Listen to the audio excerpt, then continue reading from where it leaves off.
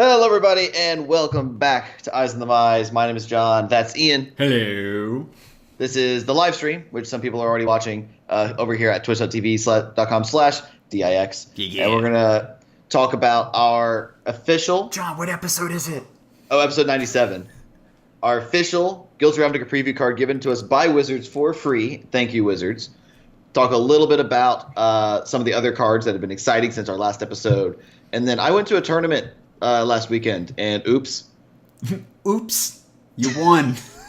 Surprise. So if we have time, we'll talk about that. Yeah. We could just mention it briefly. You did win a PPTQ, and you Yes. can talk a little bit about it afterwards. Exactly. But we know why the people in chat are here. They don't want to hear me, necessarily ramble on for, 20 minutes about my PPTQ win. They want to hear about our official preview card. Right, but first, let's talk a little bit about Eyes on the... Let's turn Eyes to the community real quick. Yes. Stole your thunder. Haha. I did it for the first time. Yes! Hey. Anyway, so this weekend is Worlds. Yes. World Championships in Las Vegas. 24 of the best Magic players competing for the highest prize. I think this also includes the playoff for Player of the Year between Luis Salvato and Seth Manfield. It, in fact, does. So it's going to be a great weekend for high competition Magic. Yeah. Also, what's going on tomorrow, on a Wednesday, thanks to Worlds being this. Usually they have it on weekend, but Worlds is taking precedence over this. It's the Loading Ready Run pre-release. So, John, who's in that one this week? So we have Graham, Kathleen, Cam, and Adam from Loading Ready Run, alongside Hallie Santo from Card Kingdom. We have the Magic Man Sam from YouTube. I forgot who the third guest is because Nate Price had to drop out, and Ben is replacing him. Ben was at the Battlebond PPR, and he was great there. He's going to be great here. And I neglect and regret not remembering who the third person is. Sickly MTG, Ristic Studies. Yes. You forgot Jordan? I forgot Jordan. Okay. Yeah, Sickly MTG on YouTube. She is really great. Fun, decent content. I've watched a couple of her videos. It's great. I'm happy they're bringing more people into the community who... I think she hit like a couple thousand followers recently. I was like really stoked about it. So like, yes, not huge, but decently sized, which is nice. Exactly. So, John. Yes. The art. Ready to go into this? Let's go. All right. So let's show the fine people at home this what our card looks looks like. It's Absolutely beautiful art. And actually, I finally got a message back from him on Twitter, on Facebook, literally like 20 minutes ago. This is the art by none other than Adam Paquette. Adam's art, as you recognize, he's done like Hangerback Walker. He's done the covers for basically every single art book. So he does a bunch of basics. Yeah, getting an art by Adam Paquette is just choice. It's beautiful. So here's the deal. This card is digital. I was sad because I wanted to get I wanted a traditional art piece to buy the art. I wanted to get him on the ground floor and get some art. But I will be buying prints of this, all that kind of stuff. John, so let's talk about this art real quick. Yes. In the background, in the mists, is something that is on another card that has already been revealed. It is. It is a land, which can also inform you. I have not also seen in chat anybody... no one's guessed the name yet. No one's guessed the name. Yeah, Necros, by the way, the minute these cards get unveiled, like you have to, basically as a preview card person, you have to basically go to the artist before the card even goes live and get dibs on it with these artists. So... Shovel Knight, yeah. Crossbow Knight, yeah. I like that. Hold on a second. But no, this card, you'll notice, if for the astute of you, you'll notice that is behind it the Chamber of the Guild Pact, from the rare, or from the Common. Other gate, the Common Gate. The Common Gate, Gateway Plaza. Yep. This is a little more misty and shrouded. A little bit. It's a little bit more autumny here as well. And then also, to kind of further kind of show you what's going on, if you look at his shoulder pauldron, that symbol there is also on the symbol of the Tablet of the Guilds, I believe, from Return to Ravnica. Yeah. Which is it's this symbol of the Guild Pact. Exactly. So this individual guards the Chamber of the Guild Pact. Yeah. So remember, I told you kids, I want to... All right. So my Twitter account, we're going to go to We're gonna. So, does anyone else want to talk about the art? I mean, it's digital, but has the amazing, like, almost traditional kind of feel to it. That's just Yes. That's why I was like, It's fantastic. I had to check with Mike. I was like, Mike, he's just digital, right? And he's like, yeah. I'm like, curses. Yeah. But anyway. But yeah, this is. There's a lot of people who are already guessing. So, what we're gonna do, if we're now over to that screen. We're on to the card. So we're gonna play 20 questions. For those of you who know how 20 questions works, we are gonna have you ask 20 yes or no questions that we will answer truthfully. And once the 20th question has been answered, we'll go and reveal the card, and we'll see how quickly we can get to revealing the entirety of the card. So I'm already going to remove the full blackout, John, because somebody has already guessed artifact, and that is going to inform the card frame because I was too lazy to actually fill one in. So we're going to go and reveal that it is in fact an artifact. This is the last artifact to be previewed because the other artifact was previewed earlier today. Correct. We have an artifact. So next question. Okay, so remember we have the type line. You guys have guessed artifact already, but I want to know if you guys can guess the actual creature type. I will assume that kappas are not actual questions. So we have the. Is it 5 mana? Fox is for sale. Is it 5 mana? No. We have the super type. We don't have the subtype. Yes. I want the subtype. Is it a creature? Is it a creature? Yes. It is. Johnny G. It is a creature. And it is a construct. We have somebody who's guessed. Yes. So let me make sure I get the right thing here. Type Lord Hosk, yes, it is a card. Artifact creature construct. It is not Walking Ballista. So, actually, do you want to drop a hint about the first part? Like, I'm gonna highlight. Let's drop a hint. You're looking at the? I'm looking at the chat right now. I'm saying you're looking at the notes or whatever. Let's see. Oh yes. So I want to talk about this one right here. So we have technically a returning mechanic, but it's technically not that mechanic. Yes. Someone said, is it a rare? It is a rare. Oh, we have the rarity. Okay, cool. We do have the rarity. There we go. Does it have reach? No, it does not have reach, Lord Hosk. Let's see. Okay. Remember, I already said, so if you want to guess the card name, if you know where to stop, go look at my Twitter feed. Does it have an activated ability? Yes, it does. It does have an better known as Saffron Olive. How many? Does it have defender unless you have X number of things? No. Oh. Does it? We have the power and toughness. It is a 0/0. It is in fact a 0/0 creature. Yeah. So we have a 0/0. So obviously, here's another hint for the people who are guessing mechanics. It is not a Ravnica mechanic. Yes, it is an unnamed mechanic from a It's from a modern legal set. I'll even give you modern legal set. It's a modern legal set. It is a returning mechanic that is not like we've seen this in the past where they've returned like certain mechanics that There's one in this set where it has battalion despite not having battalion. Correct. It does not have menace. Nope.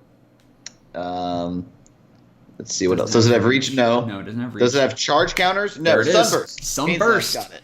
That is it. We have Sunburst. Oop! I forgot. I forgot to blank out the card name. Whoopsie. Okay, yeah, it's called Chamber Sentry. Sorry.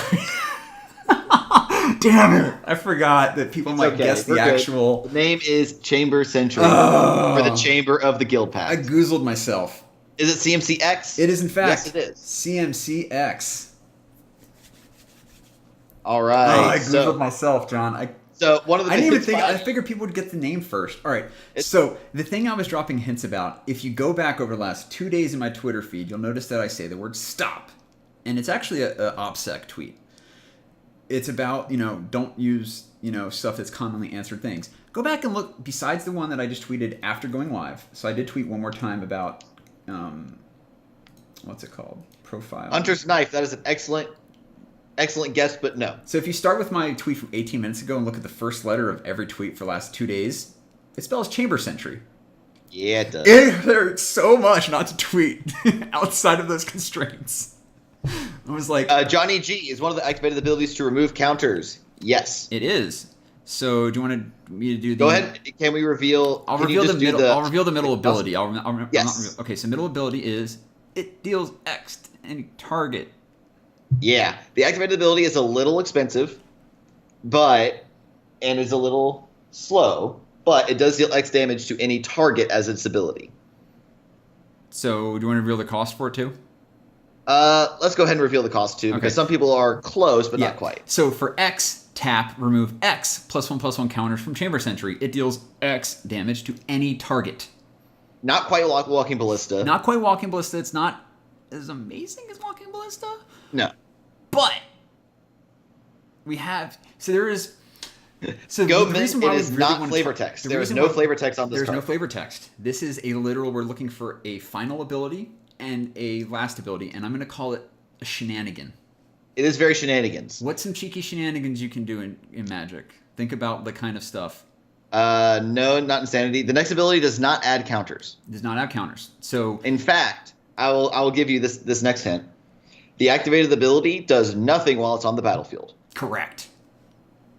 While it's on the battlefield, does nothing.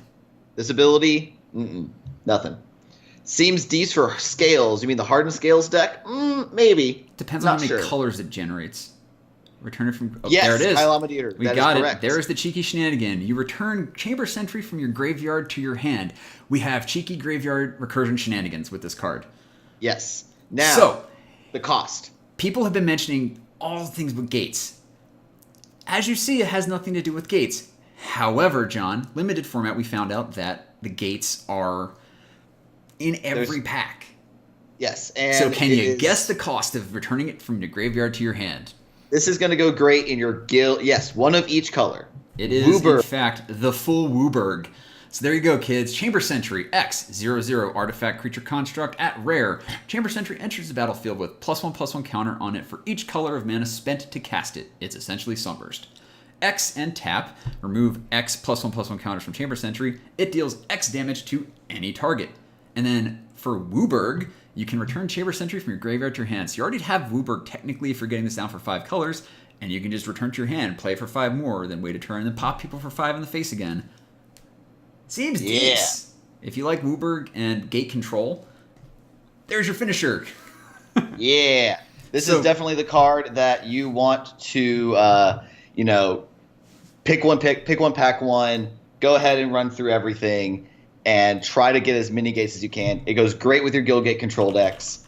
It is a sight to behold. Yes. So, and since Seth is in the chat, I expect to see this 1 week on Against the Odds. Maybe much a brew, I don't know, but this definitely seems like it's in your wheelhouse. Oh man, this would be hilarious on that. But yeah. So, any questions about our card? I think it's pretty self-explanatory. It's pretty straightforward. Like, it's got amazing art. Like, John and I have been chomping at the bit to talk about this card because, I'm not gonna lie, a big shout out and thank you so much to Wizards of the Coast for this free preview card. We say free because nothing has exchanged hands. They're like their content and just wanted to have a sweet card to talk about because honestly, this card does a whole lot of stuff, and our podcast is really about a whole lot of stuff. Lord Hosk, I don't believe you. It is not already $47. But this card does a lot of things. If you're looking to abuse it, if you're looking to do cheeky shenanigans with it, it is technically a 0 mana creature that you can play in Bridgevine. Yep. It is a very shenanigan-y card, and this card it does a lot of things. Yeah. So limited wise, might not unless you're a person, and we'll see how remains to go. Like you could potentially go, like you said, 5-color gate. Yeah. On this kind of thing, and just kind of like how in what's it called?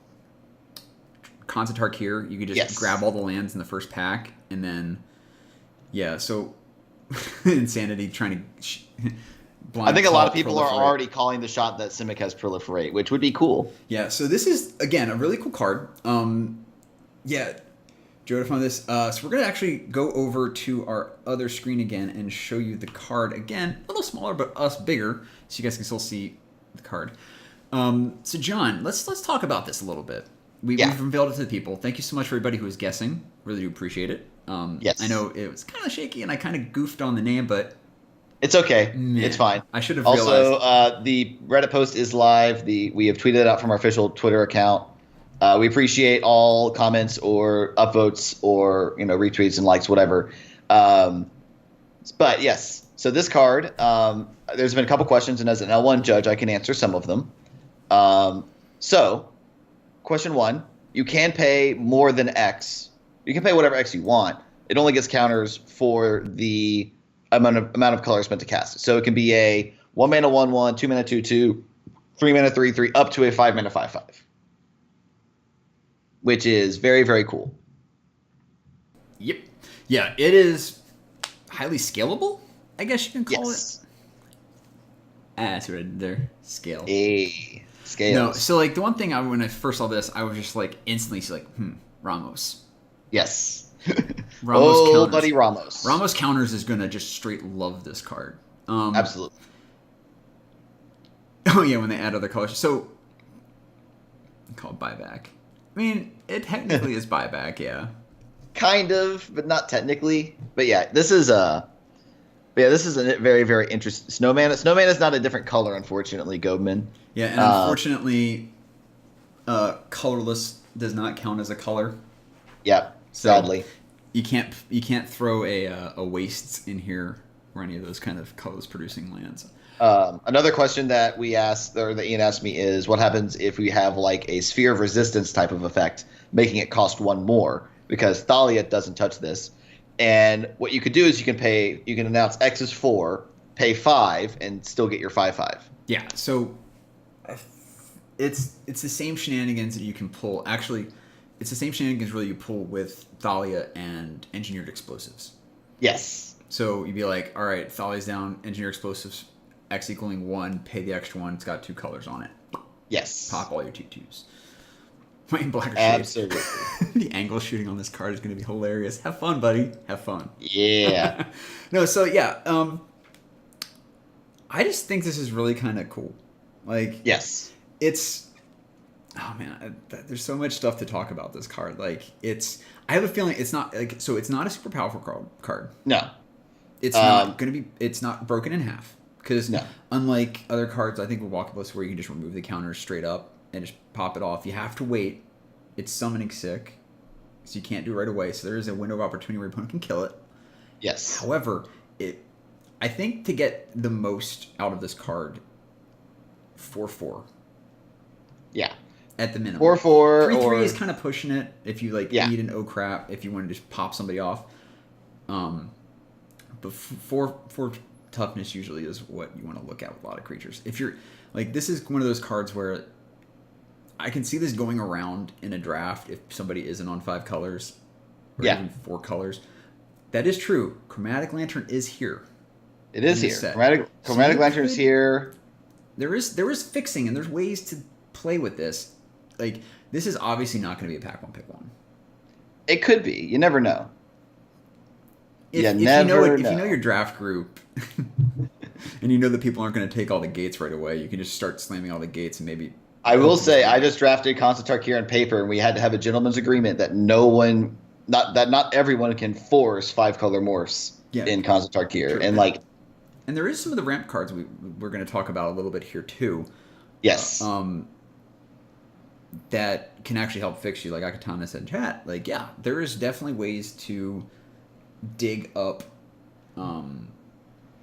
what you need for this kind of card. I just think it's fun.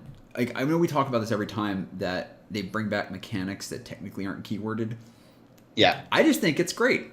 I mean, yeah.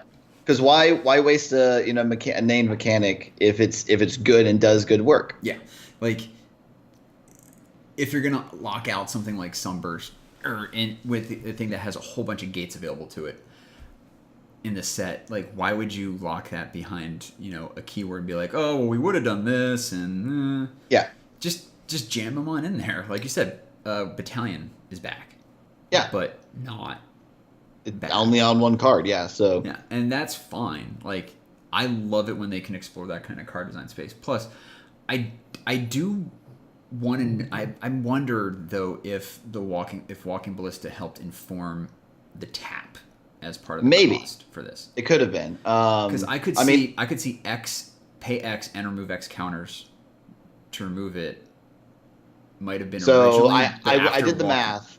I did the math, and to kind of loop it, you need 15 mana, which is a lot of mana. It's where it's like play it, or it's like on my turn, activate it, deal 5 to you, pay 5, put it back in my hand, pay 5, play it. with Go. Ramos, all you got to do is just pop 5 counters off of him and pay 5 mana. Yes, but that's in commander. I was thinking more of like standard or like Oh modern. yeah, this something is like that. ungodly slow for like.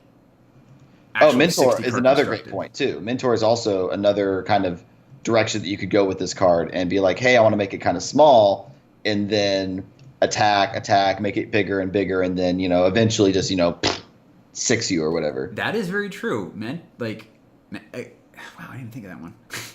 Thanks. Jeez. Man, I'm glad we got this one. Thanks, chat. Well, thankfully, there's more people in the Magic community than just us, and they can think of more ways to break it. Oh, for sure. But yeah, this with Mentor, you can just drop it on as a 1/1. Yeah, If it you is. can curve It is out. really interesting. Yeah, this card is just like like I said, there's so much stuff to talk about. We were missing things. Like, Yeah. geez. Hmm. So So again, you want to call it there on the card for right now?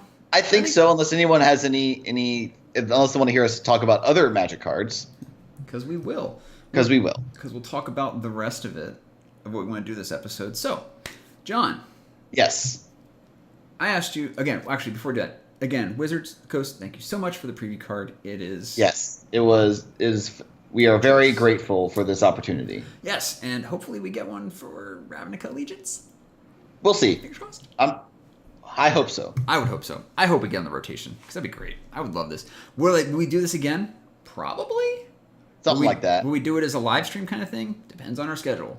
It It just all happened depends to on work schedule. out that they said ship it on the 18th. And we're like, that's a record day anyway. Yay! Yay. So it Apparently all worked the out. Reddit page calls it balanced ballista. Yep. I'm okay with that.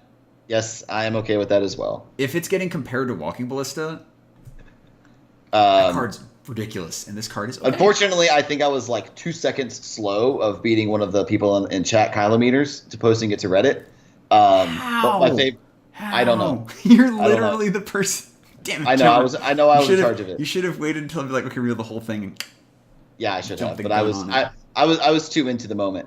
I hate you. Someone did post. I've played with Walking Ballista. I knew Walking Ballista. Walking Ballista was a friend of mine. Chamber Century. You're no Walking Ballista.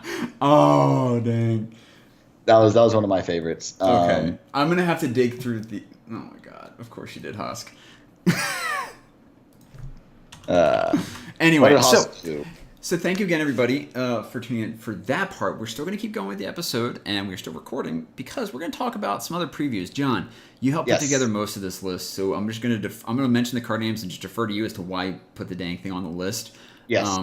Except for the last card, which is the one I put on there. But Yes, this it guy is. is a spicy boy, and Oh. people have been kind of Oh. just going, oh my gosh, expect to see a lot of this guy in standard because it's Tajik, Oh, Legion's God. Edge. John, Yeah. what's it do? Oh boy. My Read- boy Tajik. Oh lord. Read it. One red white 3/2 haste mentor human legendary creature human soldier. Prevent all non-combat damage that be dealt to other creatures you control, and you can pay red white to give him first strike until end of turn. This is everything I want in an aggressive Boros creature. He curves very nicely with Boros Challenger, the red white 2/3 with mentor and the ability to pump itself. You can go into Tajik and tack, make the Challenger a 3/4. Chamber Sentry into that. Chain it. Oh yes, go ham. But yeah, Tajik is very aggressive, is very very powerful. He is a human, and I have already seen people saying that they're going to put him in humans, which Yeah. I wouldn't blame them. I mean, two of. Not many more than that. I mean, their threes are pretty stacked anyways with just Mantis Rider. Yeah. But being able to probably bring him out of the sideboard against decks that are going to play things like Anger the Gods seems really good.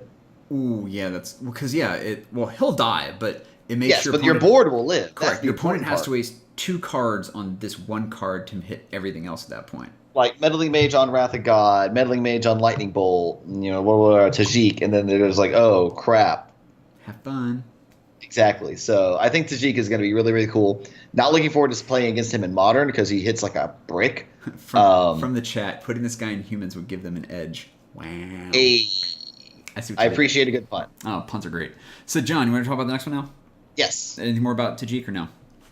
Unless Chad has anything they want to say about it. All right, so what we got next? Experimental Frenzy, a.k.a. the Serge Jaeger...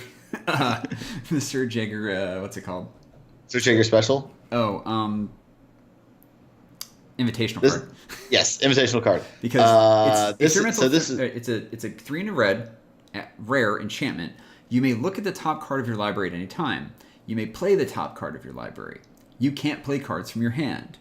3 and a red, destroy Experimental Frenzy. so this was Seth's preview card, and it's very much a Seth card. Jaeger bombs. This is oh man.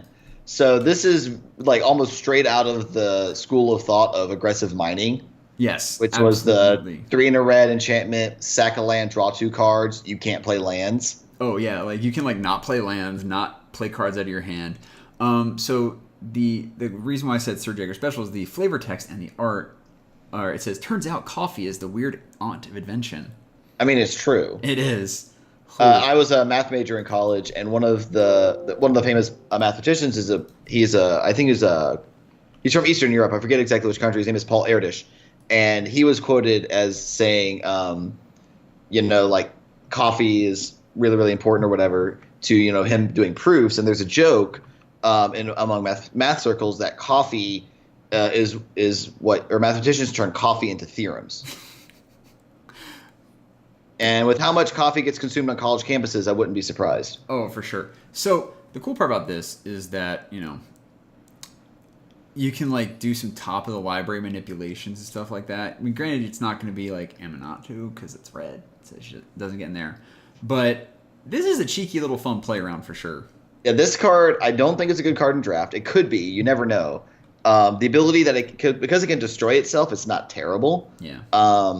But just being able to just kind of instead of playing Magic in a normal way, you're just like, oh, look at this, look at this, look at this, and then of course Seth, because he's a griefer, talked about donating it to his opponents. Oh no!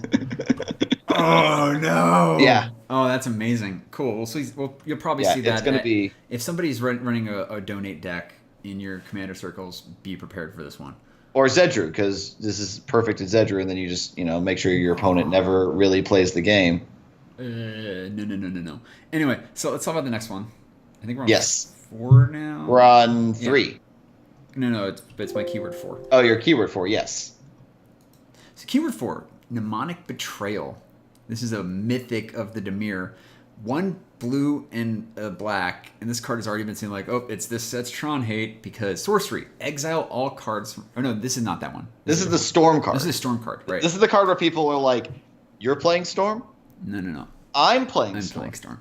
No, yeah, this is the Yawgmoth's Will kind of flipped on its head. So exile all cards from opponents' graveyards. You may cast those cards this turn, and you may spend mana as though it were mana of any type to cast one of those spells. At the beginning of the next end step, if any of those cards remain exiled, return them to their owner's graveyards. Exile Mnemonic Betrayal. Thankfully, it exiles itself, because I wouldn't want to have this get recurred too many oftentimes. I fully expect to see one of my buddies in Canadian Highlander play this just because they hate it, or they hate so many insane players with the podcast who previewed it, who are known for their vintage kind of focus, and this card seems busted in that format. People are talking about it in modern for Storm, and I don't really see it. You have to you have to go black. Well, not for Storm, against Storm, where they're playing against the Storm deck as like a hate card almost. None of the blue black decks that even exist in the format, I don't think would want to play this specifically to beat Storm. I'm not sure either. Also because sure, you may have access to a bunch of our rituals or cantrips or whatever, but if my grave shot's in the graveyard, that usually means that I had to sweep away your board or try to contain something instead of killing you. So I don't think this is actually as good as people claim it is, although it is very, very sweet. Oh yeah, there's a reason it's a mythic. Yes, there is a reason why it is the way it is. Yes. So now we talk about that. Let's go to the next one, which is Risk Factor. John, what's Risk Factor do? Risk Factor is 2 and a red, instant at rare. Target opponent may have Risk Factor deal 4 damage to them. If that player doesn't, you draw 3 cards with Jumpstart. This is probably the best browbeat they've ever made. And it's probably still not good. I was about to say, is this playable in any sort of like? It's a Punisher card. It Punisher is. cards anytime like so the standby for these kind of Punisher cards is when you give your opponent the choice. Odds are it's probably not a great card because giving your opponent a choice is you want to be dictating to your opponent what they do, not hey take a pick. I mean, Vexing Devil is a little better because otherwise it's going to beat you and hit you anyway. Yeah. In the face. It's just one of those things. But the other thing that I do see with it is because it's an instant, it may get there? Question mark? So I'll say this. I am absolutely curious to see that if it would get into something. I know I'm going to touch back on Highlander again. I know there was another card that was revealed today that Lindsay was like, does this get into my red-green aggro deck? It does. It's basically the better experiment one. Oh, the pelt. The pelt collector. Yeah, pelt collector. That was pretty. I didn't we didn't put it on the list, but it's like a 1-green 1/1 that whenever a creature with power larger than it enters the battlefield or dies, put a counter on it. Put a counter on it, and when it gets 3 counters on it, it has trample. It's nuts.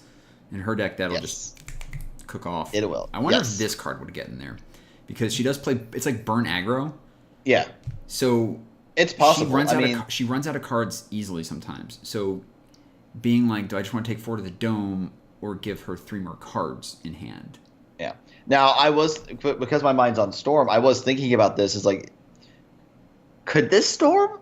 I don't think so. Like, I could cast it for one or 2 mana in the Storm deck, and it's either I draw 3 cards or you take 4, which takes 4 less, spells I need to cast to kill you, but I still don't think so. It's almost there. It's almost there. And the only other, like, Punisher card or the card that gives your opponent's choice that's playable is Gifts Ungiven, because Gifts Ungiven is such a difficult card to try to like play around and play with. So I think if you have, I just don't think this is it. I think if you have a red-based control deck, this will get in there. Maybe, I don't know. Jumpstart. I agree. I 100% agree, but you have to make it so that the choice between the 4 damage and the 3 cards is relevant, and a control deck's not where you want to be. True. All right. Because if my Jeskai control opponent casts this, I'm like, okay, I take 4. Oops. Every time. Yeah. Unless I'm at exactly 4 or less, I just take 4 every time. Cool. There's no reason for me not to. Very true. So let's talk about that ramp card earlier. Yes. Circuitous Root. Yeah, good luck seeing that one. This is going to be Root. This is the tongue twister of the set for the coverage people. It is. So it's it's 2 and a green for a sorcery. It's an uncommon. 2 and a green? 3 and a green, sorry. 3 and a green. I'm not looking at it right now. I was trying to find it. It's 3 and a green. It's 3 and a green, and it's explosive vegetation, but it also gets gates. Yeah, search your library for up to 2 basic land cards and or gate cards and put them on the battlefield tap, then shuffle your library. If you happen to get our preview card, hold on, let me just remove all these. Chamber Sentry, it combos kind of nicely with this one. Yes. If you're like sitting at 3 or 4 different colors and you just grab the gate to get your remaining colors, bam, drop it on 5. Yes. Or just grab some gates. Yeah, it's pretty good. It is very, very good. It's going to be really great in draft. And we've seen last time Explosive Vegetation got printed, which was Dragons of Tarkir. It saw play in the red-green ramp decks that were trying to ramp it to big Eldrazi later on in that format. Yeah, so I remember those red-green Eldrazi ramp decks. This could very well see play in a ramp style strategy. And with, again, not to name drop too many, but Saffron Olive having played a lot of Hour of Promise, this is not as good as Hour of Promise, but it fixes your mana and gets you dual lands, so it's going to be pretty good. Of course. So, yeah, it's just a good ramp card.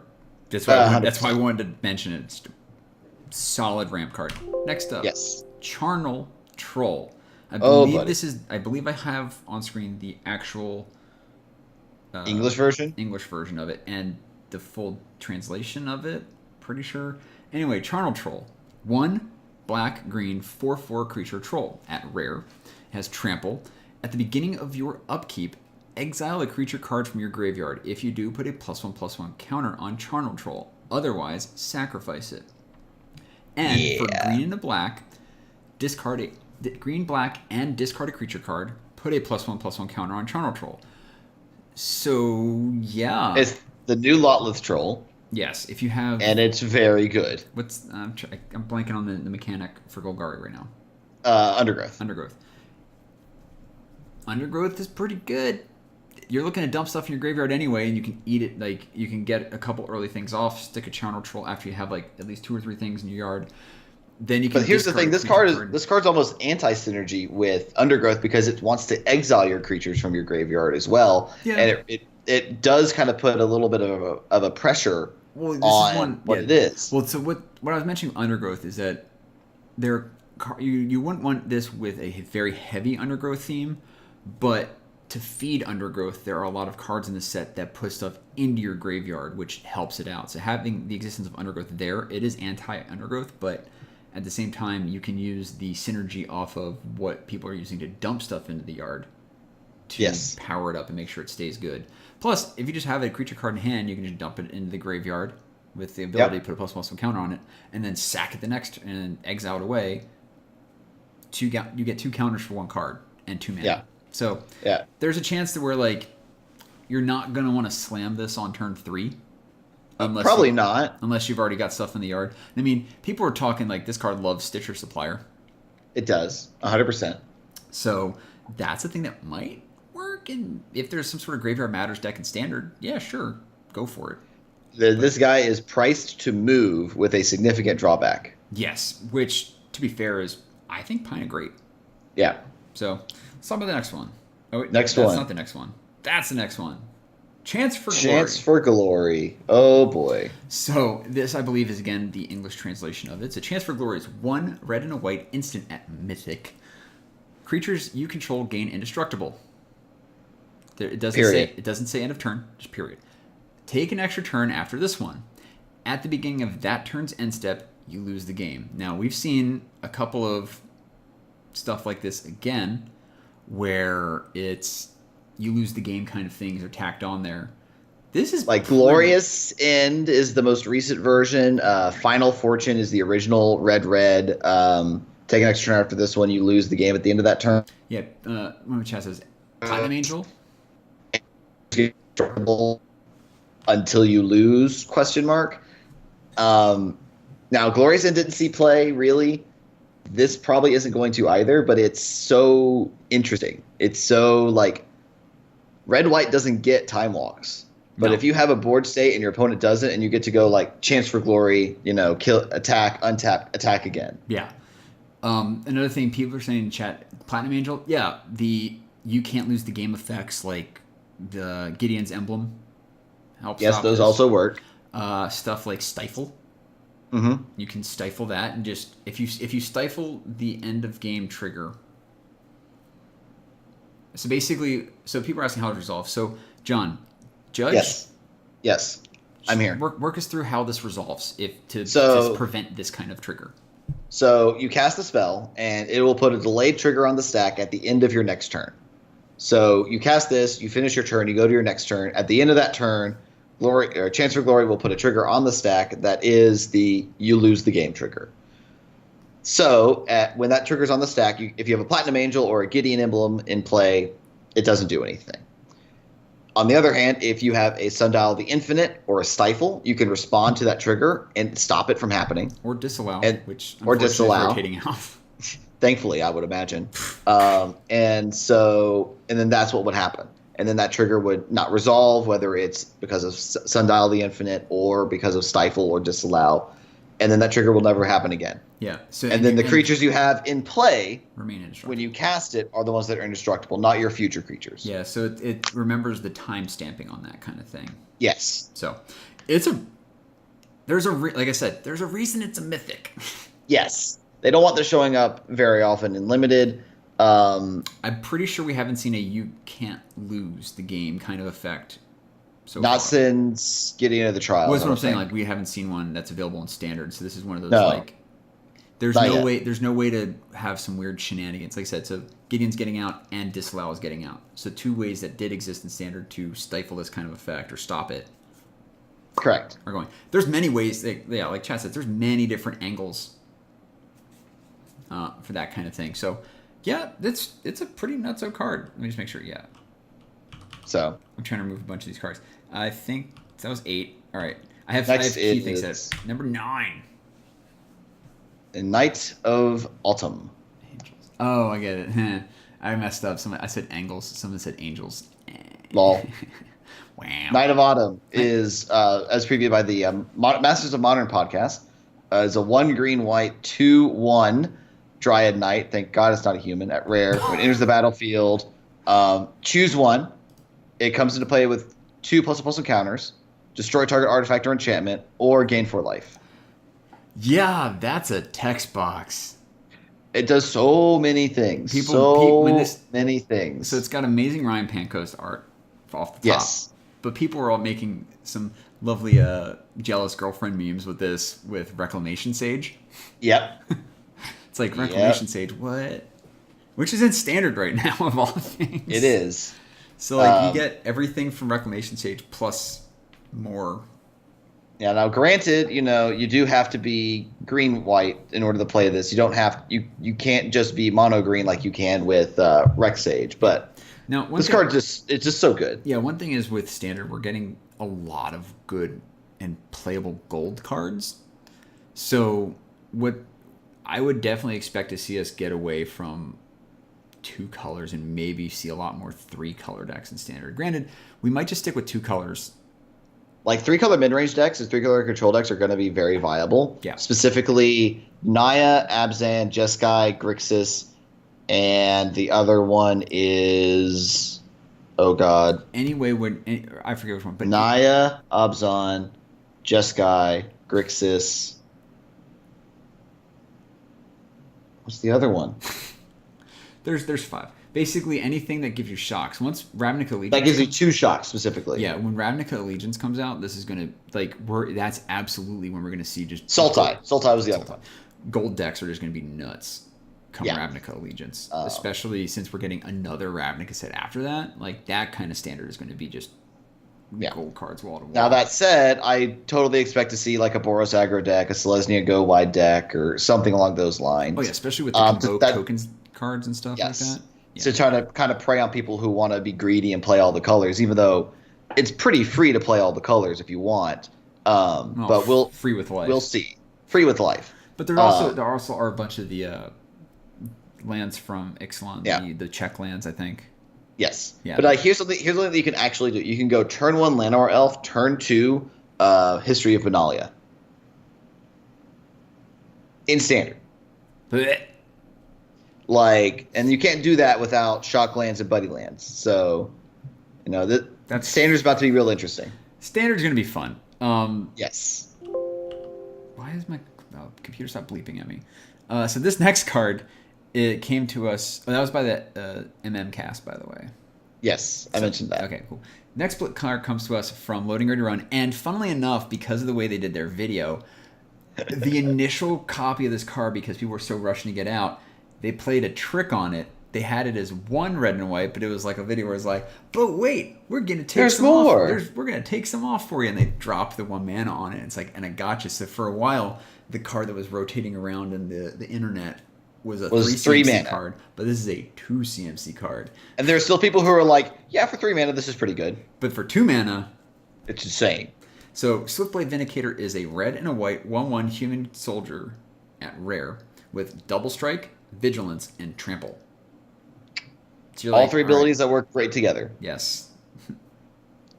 This card is what you want to mentor on in limited. It's very likely it could see standard play. It's very fragile, of course. It's a 2 mana 1/1 as its base, but you get a few counters on this, and this suddenly turns into a house. Yeah, like we were mentioning Boros aggro. Like I could definitely see a Boros aggro deck in standard.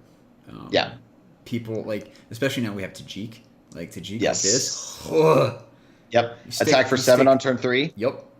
This into Tajik is just you have 1 turn to deal with it. Otherwise, you're going to take a lot of damage because it'll mentor it up twice.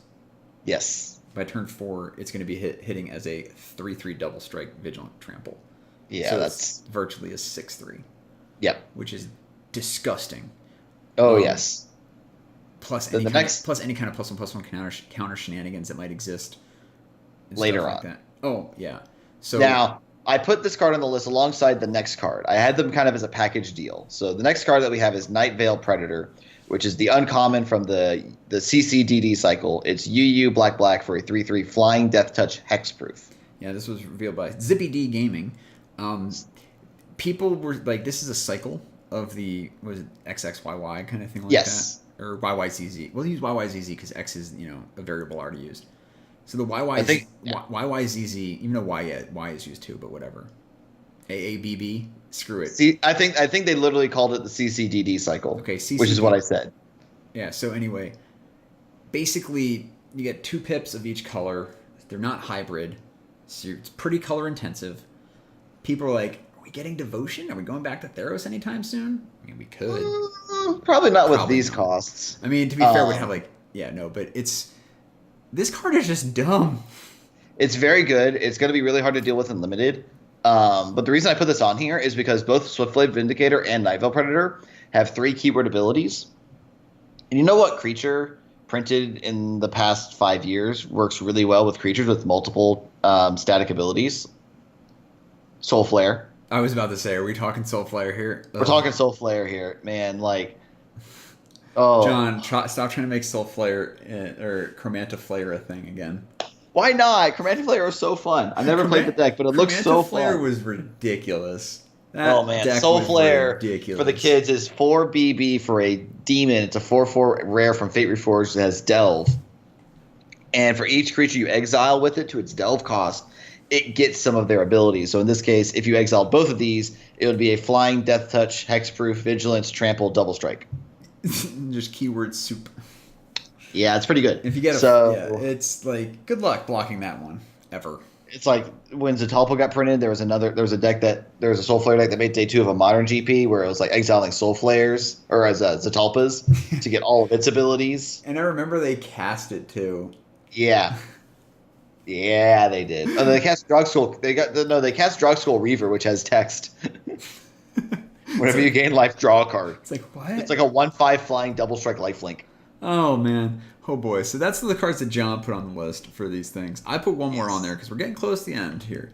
But the card is Drowned Secrets. It's a little fuzzy because they pulled it from a video, but it's 1 in a blue, enchantment at rare. Whenever you cast a blue spell, target player puts the top 2 cards of their library into their graveyard. Mill, baby, mill. Yeah, so looks like a pretty decent control card or like a control sideboard card for the mirror. Patient Rebuilding plus Psychic. What's it? Corrosion. Psychic Corrosion. Yeah. Psychic Corrosion. Drowned Secrets into Psychic Corrosion. If you want to go real deep, sure. Yeah, just mono blue mill, baby. Like they actually so Micro Traders revealed this earlier today in a video, and they actually put together a mono blue mill deck for standard. I'm like, can I touch black with this, or did I just want to be mono blue? Because if I was hitting in black, it would try to be for the blue black cards that are yes, gold. Of course. Or the one that you were asking, is it modern playable? Oh yeah, the Discovery and Dispersal. Yeah, Discovery and Dispersal. It's the it's the Dimir the Dimir uncommon split card. Yeah, it's the one in the Dimir split or one Dimir hybrid. Was it Ponder? Preordained. Surveil to draw a card. Yeah. Because, I mean, it's like a corrosion into that. You draw a card, mill. Exactly. So, but Drowned Secrets does work with Jumpstart, as someone from the chat asked, because when you Jumpstart, you are casting it. Yes. So, and that's why you would want to potentially mill yourself instead of milling your opponent. But yeah, there's a chance. It's a very interesting card. Again, I think I could see this in standard as a sideboard card against control decks if you are a control deck yourself, because that game's not going to go down to life total reaching 0 usually. It's going to go down to whoever has fewer cards in their deck. I mean, yeah, like it's one of those, like if you're able to slip this in and like get this and Surge for Azcanta down, whew. Yeah. Whew. Yep. Spice. So that is basically gonna do it. Let me move cards back to Chamber Sentry. Hey. Which are preview. Which once again, thank you Wizards for the free preview content. We're gonna go. No, what the? Oh wow, it blocked it out again. Hold on. There we go. I had the full blackout back on for some reason. Anyway, I think it was set to 1, so it triggers. Anyway, so for those of you who missed it earlier, this is our preview card, Chamber Sentry. It's awesome. The other side, Jack. To your other left. My other left. Chamber Got it. Sentry, again, we're going to go over it again. It's X00 artifact creature construct at rare. It has Sunburst. I'm saying the heavy air quotes. I'm doing the air quotes if you're watching. Chamber Sentry enters the battlefield with a +1/+1 counter on for each color of mana spent to cast it. You can do X tap, remove X +1/+1 counters from Chamber Sentry, and it deals X damage to any target. And once you can just pop it off and kill it, but you can get it back for playing Wooburg, the full white, blue, black, red, green. Return Chamber Sentry from your graveyard to your hand. So it's recurable. It likes a lot of different colors.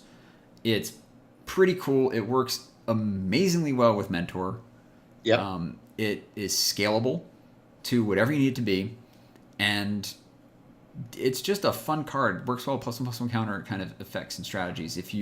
There are some of those in the set, so you can just chuck a couple more counters on this. You might already have it as a 3/3 or a 4/4.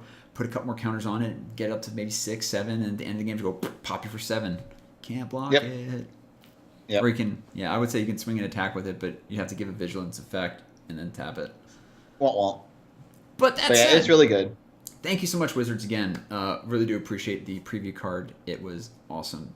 And thank you, everybody who is in chat. It was great having you with us for the reveal. So, John. Yeah. Ready to call it for the night? Yeah, we can go ahead and call it there. Is there anything else you want to talk about? No, we only have about your PPTQ. Yes. We got a couple minutes. Let's talk about it. Yeah. So I went to, this is my second PPTQ of the Modern season that I went to, and the first one I went to, I wasn't feeling like Storm was a good choice, so I borrowed my friend Vinny's 8-whack deck that he stomped through a PPTQ with, and I went 3-3. I alternated wins and losses throughout the entire event, and it was all right. But this time I was like, I'm just going to play Storm. It's the deck I know. It's the deck I love. So I sat down, and there were 19 people who showed up, and I got the round 1 bye, which was okay. Free wins. Nice. Then I ran and played against Dredge in round 2. Lost the die roll, but managed to win that match. It was close here and there. My opponent did the thing where I was starting to go off, and he asked, "Do you have Gifts Ungiven in hand?" I was like, "Yeah," and he goes, "I concede." I go, "Okay," which was fine. Then I beat Dredge. Then in round 3, I played against Hardened Scales Affinity. Hardened Scales Affinity being the new kind of Affinity deck playing Hardened Scales. Honestly, it's probably the best version of Affinity right now. Probably. I kind of punted because I let my opponent make an 11-power Inkmoth Nexus, which was a mistake. Sir? And they killed me. Yep, they killed me. Come on. Then in game 2, I won through a Grafdigger's Cage and a Damping Sphere, thanks to Abrade and Repeal. And then in game 3, I won by making 14 goblins on turn 2. I had a Baral and 14 goblins. That's what it was. Managed to shake hands in round 4 and 5. And then I made the top 8 as the 2nd seed, which meant that I was on the play against everyone except for the 1 seed. So how many rounds of Magic in the Swiss had I actually played? 2. 2 of 3 rounds. 2 of 5, right? 2 of 5 rounds, yeah. 2 of 5 rounds. So the matchups were the 1 seed was Blue-White Control against the 8 seed of Humans. Okay. Which, by the way, the Humans was the only deck that there were actual multiples of. There were 3 Humans decks in the field.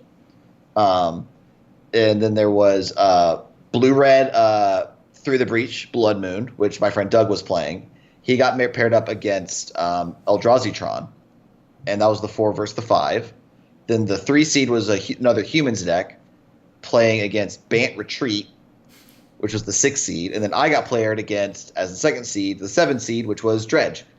So I replayed my Dredge match, almost threw it out the window. Oh, no. As I threw out the window because I presented a 59-card deck because I had accidentally left my Unsubstantiate in my sideboard. Oh, no. And I got sideboard checked, and the penalty was a warning and the shuffling in of the missing card into my deck. Lucky. Yeah. I still lost that game, and I wasn't winning that game in any case. That's sad. But I managed to rally in game 2 and in game 3. Managed to get there thanks to making a billion goblins. Then in the semifinals, I played against the Humans opponent. Now, Humans is a deck that Storm kind of has a rough time with because not only do they have Disruption and just true hate cards in the main deck, like Meddling Mage and Thalia, Guardian of Thraben or whatever. Yeah, the tax you, yeah. But then after board, they get things like Damping Sphere. They get things like Gaddock Teague, which also really shut it down. Yeah. And in game one, my opponent they were on the draw because I was the higher seed. I was on the play. They went turn 2 Meddling Mage on Grape Shot. Oof. That's my only win. That's my only kill condition in the main deck. But I have outs. I can beat it. Then later they go Phantasmal Image, clone, Meddling Mage, also naming Grape Shot. So I'm like, okay, I got 2 things to deal with now. Perfect. Then I managed to engineer a storm off turn where I managed to go unsubstantiate your Meddling Mage, flashback unsubstantiate your Phantasmal Image, kill you. Then in game 2, he plays a turn 2 Thalia. He then plays a Meddling Mage on Grape Shot. Then he plays a Damping Sphere. Then he plays a Phantasmal Image on Grape Shot as well.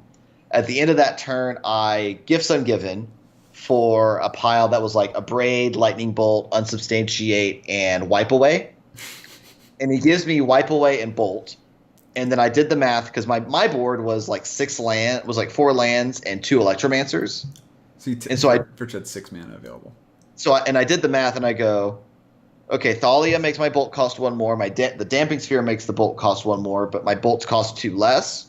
So red mana, kill your Thalia. And then I'm still trying to maneuver into a board state where I can combo off because I still have 2 Meddling Mages in play that are naming Grape Shot. Yeah. Then on his turn, he had this 1 card in hand the whole time that he couldn't play. And then he goes, Cavernous Souls on Kith can play Gaddock Teague. So now his board state is Gaddock Teague, Meddling Mage, Grape Shot, Meddling Mage, Grape Shot, Damping Sphere. And Gaddock Teague, the reason why it's great against Storm is that I can't cast non-creature spells that cost 4 mana or more. Oh, no. Which is Past in Flames and Grape Shot. Yeah. Or not Grape Shot, Gifts Ungiven. Yeah.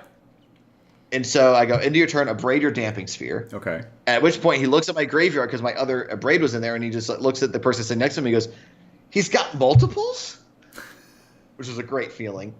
And then my turn, I had a Gifts Ungiven in hand, I had a Past in Flames in hand, I had a Grape Shot in hand, and I had like a Ritual in hand or something. And I'm like, I need a way to get rid of this thing. And I had like an Unsubstantiate and a Repeal I could have access to that I needed to get the Gaddock Teague off the board. And I drew Lightning Bolt. And I go, oh, Bolt. I guess that makes it easy because I had a Baral in play. So I was like, red mana, Bolt Gaddock Teague, red mana, Past in Flames, blue mana, Gifts Ungiven, flashback Past in Flames, Bolt Meddling Mage, Bolt Meddling Mage, kill you.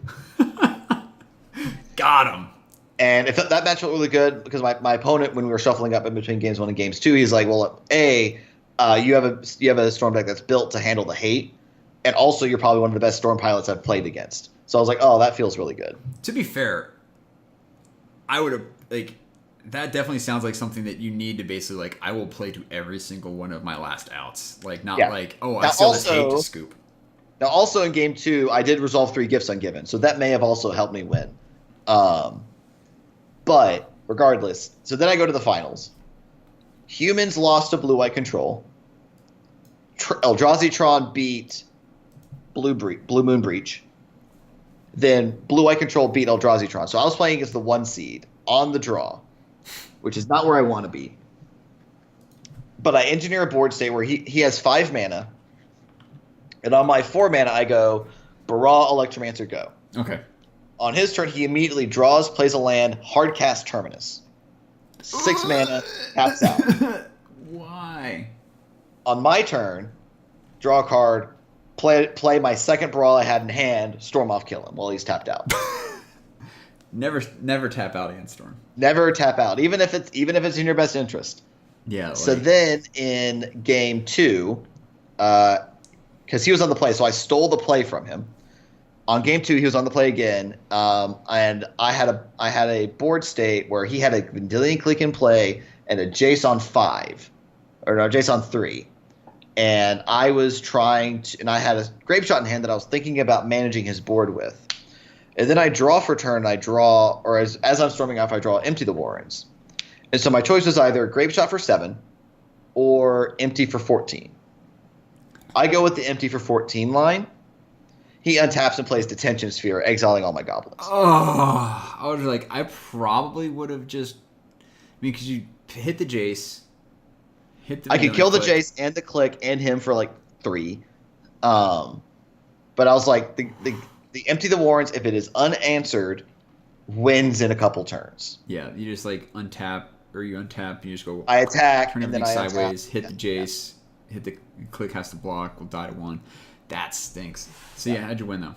So then in game 3, I was on the play, which was really important. Mm-hmm. And he had a couple answers. He had a path for my first Baral. He was able to, set up a little bit of a board state. He had 4 mana on one turn, or on one turn he had 3 mana, and on my turn 4 I cast a Serum Visions and I draw a card and I scry and I see Baral and Electromancer on top of my deck. So I go, those are good. I put them both back. Say go. His turn, he plays a land. He plays his 4th land. Says go. I draw Baral, cast Baral, have 2 mana up. Say go. On his turn, he untaps. He draws this card for turn. He plays a Plains, and then he thinks about it for a little bit. But then he casts Path to Exile on Baral. Ooh. Now I have a Repeal in hand, which is X blue instant. Return target non-land permanent with CMC X to your hand, to its owner's hand. Draw a card. So I go in response, repeal my Baral. And then he goes, dang it. And then he casts Negate on my repeal. So he has 2 mana available. So I go, okay, that resolves. Repeal goes to the graveyard. Baral gets exiled. And he goes, because as the rules state now, you have to remind your opponent, hey, you can search your library for a basic land. And I go, no, I don't. I choose not to. Oh, wow. Untap, draw, play Electromancer, storm off. And that's all she wrote. Game. It was a surreal experience. I still don't believe it in some cases, but man, it was. That's great. So when's the RPTQ? RPTQ is December 9th. Okay, cool. And So- that's for which Grand Prix? That would be for Pro Tour Ravnica Allegiance in Cleveland Okay. in February. Oh. So See the world. it is See Cleveland. basically Yeah. No, But hey, that was my PPTQ. I was still in disbelief for a good day afterwards because I can confirm this based off of us talking back and forth in Twitter. Yeah. Our DMs and stuff like that. Like you were just like, I still can't believe this. I'm like, I can't either, man. It's just like I don't know what to say. And that day, how I spent my day that day, I spent 3 hours at the Volkswagen dealership getting my car fixed. So, hey, no, well, actually, the worst part is like getting done there and then going to my LGS to pick up some sleeves and like, oh, there's a PPTQ going on here too. Darn. I was like, whatever. There was like maybe it looked like 15, 20 people, not even 15, 20 people. So it would have been interesting, but yeah, congrats again on that. And yeah, so the RPTQ format is modern, so I'll probably be either sticking with Storm or trying to find a new deck, but I'm feeling like Storm. I just run Storm back, or if something gets ridiculously crazy in terms of just it's not good, you've got a couple months. Exactly, so we'll see. There you go. But we can probably talk about that in later episodes, In the future. figuring things out. But for right now, let's call it for the night because we're running on our time limit. But John, let's do the thing. Yes. So Ian, if people wanted to find you on the social medias, if they haven't already, where should they do so? Oh boy! So if you're already here watching the stream, congratulations. You know where to find me on Twitch. It's twitch.tv/Dix, D-I-X. You guys can find me on Twitter. And my handle down there, which is DixonIJ. That's DIXONIJ. Yeah, I've been doing a whole bunch of crazy things about that. John, where can they find you? You guys can find me on Twitter at JWiley129. That's JWiley129. You can also find me on Twitch at JWiley129. I don't really stream, and life's been crazy. But if you see me in a chat room, don't hesitate to say hi. If you want to reach the podcast directly, you can do so in one of 2 ways. You can shoot us an email over at eyesandthemise@gmail.com, or you can find us on Twitter at eyesandthemise. We would love to hear your feedback about how we can best improve the podcast for you, our lovely listeners. On behalf of Ian, I'm John. Thank you so much for listening, and we'll talk to y'all next time.